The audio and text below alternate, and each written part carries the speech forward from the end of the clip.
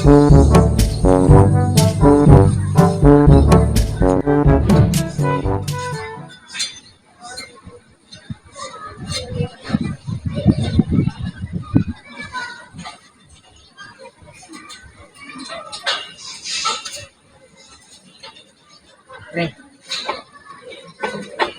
sa atin lang pre.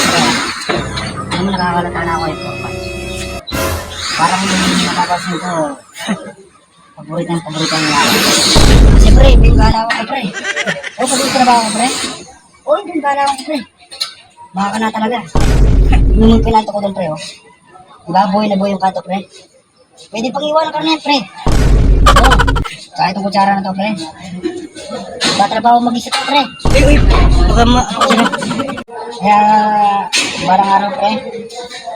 Sa upanyang to, balang araw ako magdadali dyan. Ako talaga magdadali dyan, pre. Yung mga, yung mga tao na ngayon, puro mga kupal, mga burat. Ay, nagkakwentuhan lang, oh. Ako lang talaga nagtatrabaho dito, pre. Ito lang. Para sa kaalaman ko lang, pre. Sabi nga, patataas yung sabi ko, eh. Aray ko. Alam, hindi pa engineer eh. Tayo dito, marami pang nasikat sa opisina. Pero kung hindi tataas yung sahod ko, pre, alas ako dito, pre. Malaking kawalan yung kumpanya, pre, pagka magtatanong, pre. Kaya wala ako dito, pre. Malaking kawalan. Ilay ang kumpanya, pre. Totoo lang, pre. Saka, pre, pagka, alam mo, pagka talagang kumana ako sa trabaho, pre.